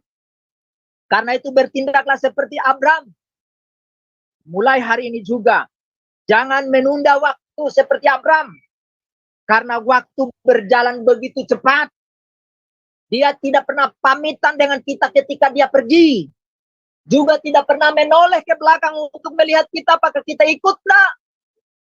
Dan bahkan tidak pernah menunggu kita, dia berjalan terus. Dia terus ke depan. Dia tidak pernah menoleh ke belakang, tidak pernah nunggu. Dia berjalan terus. Karena itu, barengilah waktu itu, isi dengan hal-hal yang taat dengan Tuhan. Apa yang Tuhan inginkan, lakukan. Ya. Dan terus berjalan. Ya. Dia tidak peduli dengan saudara, waktu itu tidak peduli dengan saudara dan saya. Dia berjalan terus. Karena itu kita harus sadar. Kalau waktu dia pergi begitu cepat, tidak pernah menunggu, tidak pernah menoleh ke belakang, tetapi berjalan terus, maka manfaatkan waktu yang ada untuk berikan yang terbaik bagi Tuhan. Semoga apa yang saya sampaikan dapat memberkati kita sekalian, dan Shalom Aleichem, Yesus Kristus memberkati. Saya kembalikan kepada moderator. Ya, terima kasih Pastor Abraham ya. Abraham Manaha ya, ini jangan salah ya. Dengan ya juga dapat berkat Abraham juga ya Pastor Abraham ya.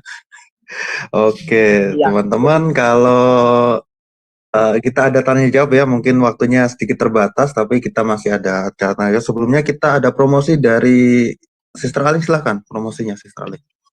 Iya, baik, terima kasih Bro Agus. Baik Bapak Ibu sekalian, saya akan membacakan promosi channel-channel Sema Adonai seminggu ke depan dan channel yang relay ke YouTube. Baik, setelah kelas pembelajaran Pak Bram ini, masih ada kelas lanjutan di Sema Adonai, yaitu kelas terakhir ya Bapak Ibu sekalian, yaitu di pukul 21.00 waktu Indonesia Barat. Dan ini mengenai kelas materi konseling. Dan temanya kali ini adalah apa itu fobia? Nah, ini menarik ya Bapak Ibu untuk kita ketahui dan kita pelajari. Dan yang menjadi narasumbernya seperti biasa adalah Pak Pendeta Dedi Kurniawan MTH, dan moderatornya adalah Ibu Aling, saya sendiri.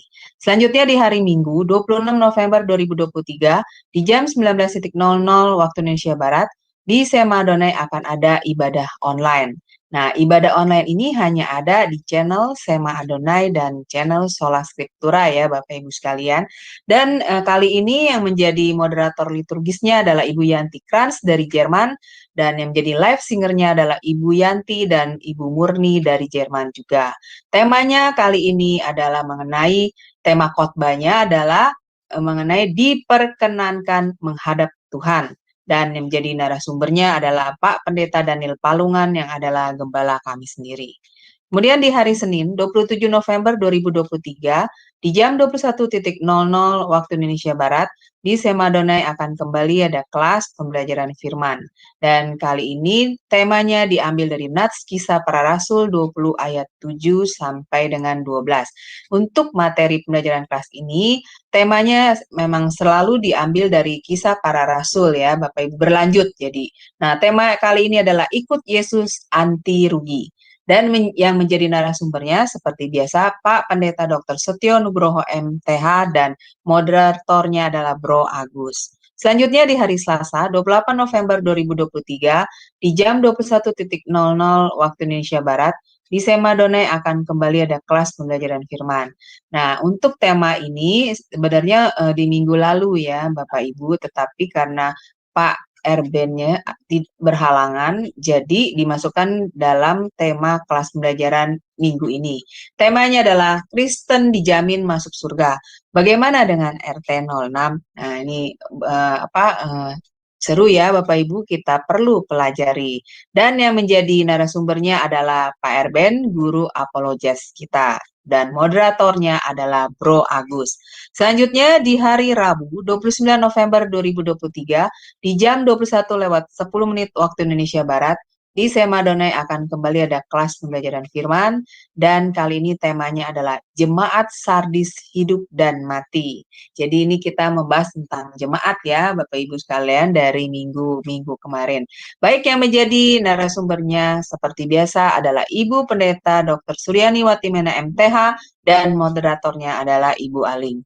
Selanjutnya saya akan membacakan channel-channel yang relay ke YouTube. Di antaranya channel Sema Adonai, channel Omihen, channel Gereja YouTube, channel KH Lirai TV, channel Pendalaman Alkitab, channel Nebu Ali, channel Garnet Sidan, dan channel Rin Jumat. Dan untuk renungan pagi, itu diadakan di Sema Adonai setiap hari ya Bapak Ibu, mulai dari Senin sampai Sabtu, dimulai dari pukul 5.30 pagi. Dan dilayani oleh hamba-hamba Tuhan yang memberkati. Jadi mari bergabung Bapak Ibu sekalian untuk mengikuti renungan pagi dari Sema Adonai. Baik kepada Bapak Ibu yang terkasih di dalam Kristus, bagi yang belum mensubscribe dan men-share channel-channel kami, harap tolong mensubscribe dan men-share-nya kepada yang lain, sehingga semakin banyak orang yang bisa mengikuti keseluruhan acara-acara dari Sema Adonai, dan juga membantu channel kami untuk menjadi lebih berkembang dan menjadi berkat lebih banyak orang lagi. Terima kasih Bapak Ibu yang terkasih dalam Kristus, Tuhan berkati.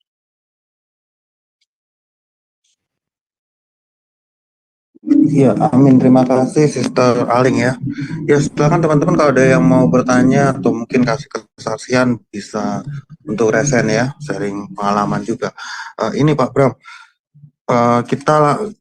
saya ngomongnya ke spesifik yang itu ya, orang yang dapat berkat Abraham dari orang Kristen lah gitu kan. Ya, ibaratnya kan Israel yang dicangkokkan itu kan Pak Bram ya. Yang saya tanyakan gini Pak Bram, apakah gereja-gereja yang besar tetapi mereka mengajarkan hal yang sesat kok bisa besar gitu loh Pak Bram, kayak misalkan ya Mormon atau bahkan Satanic Church gitu loh Pak Bram.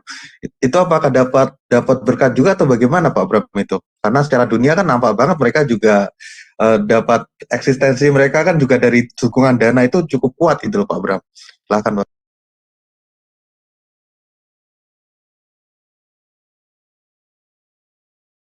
Masih di mute Pak Bram, masih di mute. Sorry. Ya, baik. Terima kasih pertanyaannya.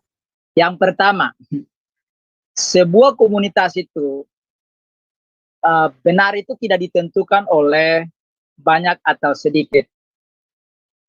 Ya, justru Yesus bilang apa? Jalan menuju kebinasaan itu lebar dan banyak orang mendapatinya. Tetapi jalan menuju hidup itu sempit dan sesak. Perhatikan Yesus pakai narasi ini ya. Jalan menuju maut atau ke neraka itu luas, sehingga semua orang bebas bisa masuk. Tetapi untuk masuk ke dalam kehidupan atau masuk surga, itu sempit, sudah sempit, sesak lagi.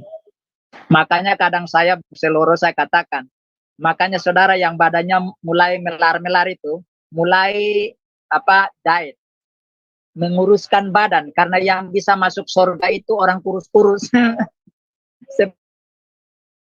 Seperti saya, gampang masuk. Karena sudah sempit, banyak orang berusaha berdesak-desakan, sehingga banyak yang tidak bisa masuk, dan bahkan mungkin celaka di depan pintu. Tapi bukan begitu. Maksudnya adalah, sebuah organisasi itu besar tidak menentukan dia benar. Atau dia komunitasnya kecil, itu tidak membuktikan bahwa dia salah. Tidak demikian, ya. Itu yang pertama. Yang kedua, apakah mereka tidak mendapat? Apakah mereka juga diberkati? Yes. Secara universal,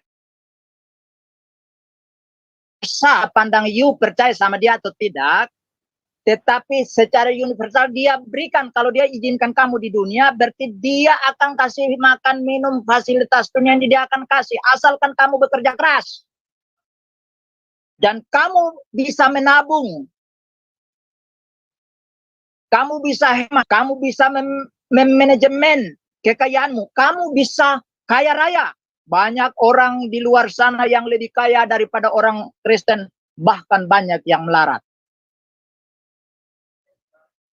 Karena Yesus sudah bilang itu. Dia menurunkan hujan, menerbitkan matahari kepada orang benar dan kepada orang yang tidak takut Tuhan, orang fasik. Itulah Tuhan. Jadi jangan berpikir bahwa kamu diberkati Tuhan dengan materi karena kamu takut Tuhan. No. Kalaupun Tuhan kasih, carilah dahulu kerajaan Allah dan kebenarannya, maka semua itu akan ditambahkan kepadamu. Matius pasal 6 ayat 33. Mengapa? Karena orang yang mencari itu adalah orang-orang yang tidak mengenal Allah, yang bekerja keras. Mereka akan dapat. Kalau berbicara berkat jasmani, itu universal, brother. Saya dalam pelayanan itu disponsori oleh orang-orang Konghucu yang tidak kenal Tuhan, tapi mereka kaya raya. Saya pernah cerita, ada teman pengusaha orang Konghucu tinggal di Jakarta. Dia punya kapal tanker minyak untuk bawa minyak dari Arab sana. Itu ada 5 tanker. Pernah dia minta saya untuk cari tanah untuk mobil pengantar BBM. Ada 200 mobil yang muatannya 4.000 liter. 200 mobil. Uangnya enggak tahu berapa banyak. Saya tanya, uangnya berapa Pak? Aduh, saya enggak tahu. Yang tahu adalah bendahara saya. Tinggal saya butuh dikasih. Luar biasa. Dia yang mensponsori saya dalam pelayanan. Bukan anak Tuhan. Dia enggak kenal Tuhan. Teman-teman saya banyak yang enggak kenal Tuhan. Ada teman saya orang muda bangun gereja untuk teman saya hamba Tuhan. Mereka luar biasa kaya. Bos timah. Jadi, apakah Mormon karena besar diberkati? Ya, secara materi diberkati. Tetapi mereka kehilangan berkat spesifik, yaitu berkat keselamatan. Itu persoalannya di situ, bro. Mungkin itu jawaban saya. Ya, silakan. Silakan Sister Aling. Ya, baik, terima kasih Bro Agus untuk kesempatannya. Pak Bram, Shalom, selamat malam. Iya, Pak, ini saya mau menanyakan tentang Yeremia 17 ayat 5 yang tadi bunyi begini. Beginilah firman Tuhan, terkutuklah orang yang mengandalkan manusia, yang mengandalkan kekuatannya sendiri dan yang hatinya menjauh daripada Tuhan. Nah, ini banyak ya Pak Ya. ditemukan termasuk dalam umat Tuhan bahwa mereka ini memang seperti lupa ya Pak bahwa punya Tuhan yang menyertai. Jadi mereka banyak yang juga suka mengandalkan sesama manusia dan juga kekuatannya sendiri. Nah, yang menjadi pertanyaan saya adalah bagaimana Pak supaya kita bisa membangkitkan triknya gitu iman kita ini supaya jangan seperti yang dikatakan firman ini. Iya, terima kasih Pak Bram. Tuhan berkati. Oh ya. Ya. Jadi maksud Tuhan begini, ya. Tidak salah ya, Tuhan kita itu punya skill. Tidak salah. Tuhan kasih kita karunia, talenta, keahlian. Itu enggak salah. Seperti yang saya sebutkan tadi kan, dikasih kecerdasan, ya kan? Tidak semua orang loh yang bisa mengatur seperti ini di langsung. Tapi saudara-saudara dikasih kemampuan kan. Tetapi jangan sampai merasa karena kehebatan kita. Ini anugerah loh, kepercayaan. Jadi apa yang Tuhan kasih itu adalah kepercayaan. Di mana Tuhan percaya dengan kita. Nah, seharusnya apa yang kelebihan yang dikasih sama kita, entah itu harta, kekayaan, kehormatan, apa ya kepandaian dan lain sebagainya itu, seharusnya kita pakai itu semua untuk kemuliaan Tuhan, untuk memuliakan Tuhan. Karena ketika kita mengandalkan kekuatan kita, kita akan meremehkan orang lain. Kita akan menghina sesama kita yang lain, yang mungkin tidak selevel dengan kita. Kita akan membeda-bedakan antara sesama manusia yang dalam sudut pandang Tuhan tidak pernah membedakan. Kita membuat kotak-kotak jadinya. Nah, inilah yang Tuhan bilang, terkutuklah orang-orang itu. Makanya di situ dikatakan, yang hatinya jauh. Kalau hatimu tidak jauh, kamu tidak mungkin kan membanggakan diri sendiri sehingga meremehkan orang lain. Begitu. Tetapi ketika engkau tidak membanggakan dirimu, maka engkau menempatkan dirimu sama dengan orang lain. Seperti Tuhan Yesus. Dia adalah Tuhan. Tetapi tidak mempertahankan dirinya sebagai Allah itu. Tetapi dia mengambil posisi sama dengan manusia. Berinteraksi dengan manusia, makan, minum, tidur, menjalankan hidup seperti manusia. Bergaul seperti manusia. Itulah contoh. Dia bisa lakukan segalanya. Tetapi di dalam sisi tertentu dia katakan, aku tidak mengerjakan segala sesuatu itu dengan kemampuanku. Tapi semua yang disampaikan oleh Bapa, itulah yang aku kerjakan. Jadi walaupun dia tahu bahwa dia punya semua kemampuan itu, dia tidak mau sombong dengan itu. Tapi dia menggunakan narasi apa? Apa yang diberitahukan oleh Bapa, itulah yang aku lakukan. Bahkan satu ayat yang biasanya dipakai oleh RT 6 untuk menyerang kita adalah apa? Soal kedatangan anak manusia. Ya. Dia mengatakan, tidak seorang pun tahu, malaikat pun tidak, bahkan anak pun tidak, hanya Bapa yang tahu. Itu artinya apa? Dia sedang mengajar kita, jangan andalkan dirimu sendiri. Apakah dia tidak tahu? Tahu. Tapi dia sedang mengajar kita. Kan dia adalah guru kan? Mengajar kita. Jadi sekali lagi, brother. Kemampuan yang Tuhan kasih kepadamu hari ini. Jangan kau andalkan itu. Orang tuamu, temanmu, mungkin bisa kita andalkan. Tapi jangan andalkan mereka.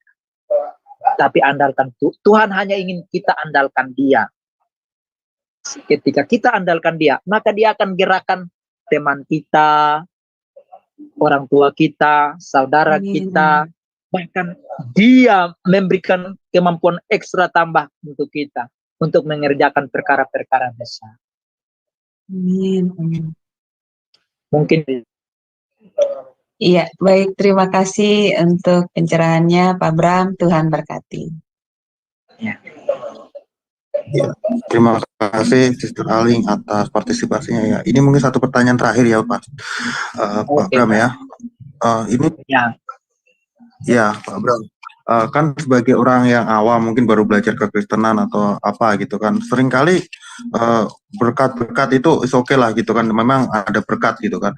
Tetapi saya pernah mengalami gitu ya Pak Bram, sebagai orang awam gitu ya Pak Bram, yang baru belajar kekristenan, lihat ini pendeta siapa gitu ya namanya gitu kan, kemudian wah ini jangan ikutin dia karena dia mengajarkan teologi kemakmuran gitu loh Pak Bram. Pertanyaan saya, seperti apa sih yang dimaksud teologi kemakmuran itu, dan uh, ciri-cirinya apa Pak Bram gitu kan, yang membedakannya dengan berkat yang Pak Bram beritahu tadi gitu loh. Silakan Pak Bram. Ya, harus dibedakan ya. Kalau kita berbicara teori kemakmuran, apakah Tuhan tidak berbicara kemakmuran? Tuhan bicarakan juga. Ya, Tuhan juga bicarakan soal kemakmuran. Ya, contohnya tadi kita sudah ambil contoh konkretnya Abraham. Satu, ketika Yesus datang, dia mengatakan apa? Aku datang supaya mereka hidup dan hidup dalam kelimpahan. Aku datang supaya mereka kaya dan kaya dalam segala hal. Kenapa Yesus menggunakan narasi semacam itu? Artinya Yesus sedang berbicara tentang kemakmuran. Tuhan itu ingin kita makmur, berada. Sekali lagi, Tuhan ingin kita makmur. Makmur itu apa sih? Makmur itu punya segalanya. Jasmani, rohani, semua harus punya. Makanya Yesus bilang, supaya mereka kaya dalam segala hal, melingkupi semua itu. Alam real, alam jasmani, alam ilahi. Harus kaya di situ. Jadi apakah salah dengan kekayaan? No. Persoalannya adalah menjadikan berkat jasmani itu sebagai fokus tujuan dan sentral. Itu persoalan. Kalau itu sudah dijadikan sentral dan tujuan, maka kamu sudah menciptakan berhala baru atau Tuhan baru untuk dirimu. Kenapa? Karena seharusnya fokus kita, pengejaran kita adalah Allah dan kebenarannya. Ya. Dan sentral hidup kita adalah Kristus, bukan harta. Maka ketika ada harta, puji Tuhan sejahtera. Enggak ada harta, tidak akan kehilangan damai sejahteraku. Kan begitu, brother. Contohnya siapa? Lazarus, orang miskin. Walaupun dia miskin, imannya tetap stabil. Maka dia masuk surga. Itulah. Jadi jangan jadikan harta itu fokus. Makanya kadang-kadang kan orang Kristen akhirnya punya berhala, tapi dasar kalau dia punya berhala. Berhala itu apa? Itu tadi harta. Sehingga hari Minggu pun kerja, ya toh. Alasannya macam-macam. Nah, jadi mengajarkan supaya jemaat itu diberkati secara materi tidak salah, tapi jangan sampai menjadikan itu fokus tujuan. Tujuan hidupmu adalah mencari harta. Tujuannya kita itu harus cari Tuhan. Ya.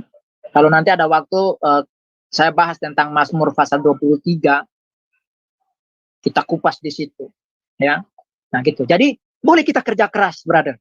Memang Tuhan suruh. Tetapi jangan itu menjadi fokus. Cari Tuhan sungguh-sungguh. Maka apa yang kamu kerjakan, Tuhan akan tambahkan. Sehingga kamu menikmati berkat Tuhan itu. Kan banyak orang kaya tapi tidak menikmati. Sakit-sakitan, check up terus tiap bulan. Ya toh? Nah, apa nikmatnya itu?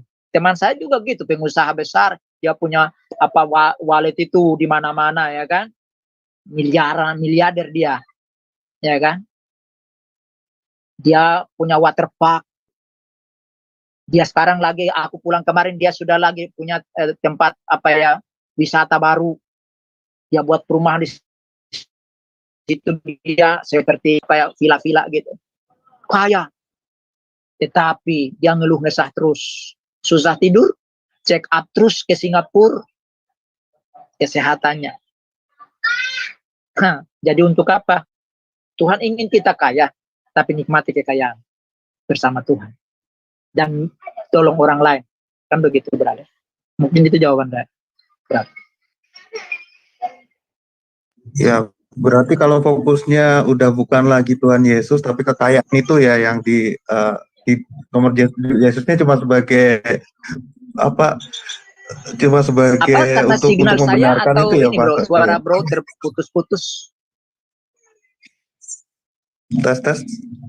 Bagus ya, karena aku juga agak sedikit tesnya, Pastor. Lancar, Jadi Bro, Oke. suara fokus Bro kita Agus. ya, berarti fokusnya harus Tuhan Yesus itu yang diutamakan, karena pengajar itu mungkin fokusnya lebih ke mencari kekayaannya gitu kan. Tuhan Yesusnya jadi second gitu kan, jadi yang kedua gitu ya Iya, Pak Bram ya. Itu yang dimaksud teologi kemakmuran ya, kira-kira seperti itu ya. iya, betul. Oke, Tuhan karena yang berhubung utama. waktu kita Nanti udah Tuhan kasih kok itu. mepet ya. Kalau cari Tuhan sungguh-sungguh nggak usah khawatir lah. Ya, Mungkin tak melimpah ya, seperti orang. ya, Tapi apa tadi yang kan kamu juga butuh selalu ada. Nggak pernah tidak ada. Saya di dalam hidup ini, saya belajar. Makanya saya bilang saya orang kaya. Karena apa? Apa yang saya butuh, tinggal saya ngomong sama Tuhan. Itu kalau sesuai dengan kebutuhan saya, pas dikasih. Hari ini saya sedang bangun rumah. Rumah saya bukan kecil. Saya bangun. Nggak punya duit. Tapi itu kebutuhan. Kalau saya pensiun kan harus pulang, brother. Masa saya pulang masih nginap sama Iya. orang tua. Ada aja Tuhan kasih. Gitu. Nah, itu kalau kebutuhan Tuhan kasih. Jangan khawatir. Gitu, bro. jadi cari dulu kerajaan Allah ya, tadi yang Pastor Naps kita hari ini gitu ya.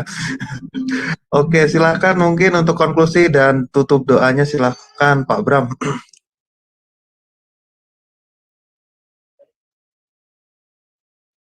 Baik, jadi saudara-saudara yang dikasihi oleh Tuhan, apa yang Abram pertontonkan kepada kita melalui Alkitab,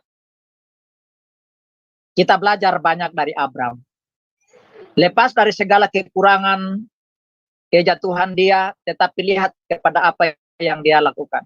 Ketika dia dipanggil, dia taat. Disuruh Tuhan pergi.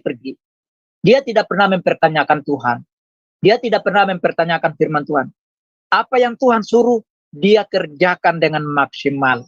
Itulah sebabnya hidupnya diberkati, baik secara materi maupun secara iman. Dia disebut sebagai Bapa orang beriman, baik untuk Yahudi, orang Kristen. Sehingga apa? Ketika engkau memenuhi syarat yang diberikan oleh Tuhan, percayalah, Tuhan ada bersama-sama dengan engkau. Tuhan akan terbitkan engkau seperti fajar di pagi hari, yang akan menghantar engkau sampai ke puncak. Kemudian dia akan menghantar kamu kembali ke pangkuan malam, di mana engkau dijemput oleh Tuhan, datang dalam kemuliaannya, bersama-sama dengan Tuhan di istana Maharaja, Raja Surgawi, Sang Kristus Tuhan kita. Nikmatilah itu bersama seperti Abram. Dan mari kita tunduk kepala, kita berdoa mengakhiri pengajaran malam ini. Terpujilah Engkau Allah Tritunggal yang Maha Suci, yang kami sanjung, kami puja di dalam nama Yesus Kristus, Anak-Mu yang tunggal. Dan oleh kekuatan Roh Kudus kami dimampukan untuk mengikuti season ini. Kami percaya bahwa apa yang kami sudah sampaikan maksimal, lepas dari segala keterbatasan kami. Kami percaya Roh Kudus akan melanjutkannya, mengurapi, sehingga ketika orang lain mendengar diberkati, sehingga iman mereka bertumbuh menjadi iman yang kokoh sepanjang hidup mereka. Terima kasih untuk semua yang ambil bagian dalam pelayanan malam ini. Baik saudara-saudara yang ada di ruang Zoom maupun yang ada di live chat. Engkau memberkati mereka sekalian. Bahkan Engkau Roh Kudus mengurapi materi yang kami sampaikan itu, sehingga ketika orang lain yang mendengar yang bukan anak Tuhan, mereka pun dijamah oleh Roh Kudus dan diselamatkan. Bagi anak-anak Tuhan, biar mereka imannya tambah kuat dan kokoh dalam menghadapi guncangan badai dunia ini. Terima kasih Tuhan, Allah kami yang hidup. Kami akhiri pertemuan ini dan menyerahkan acara selanjutnya dalam tangan pengasihan. Di dalam nama Tuhan Yesus Kristus, sumber pelayanan kami. Haleluya. Amin. Oke, Terima kasih Pak selamat. Abram. Dan jangan lupa ya teman-teman, stay tune tetap di channel kita Sema Adonai, karena pada malam hari ini nanti ada sesi pembelajaran berikutnya bersama dengan Pak Dedi Kurniawan ya, dan moderatornya adalah Sister Ali. Tuhan berkati, silahkan operator.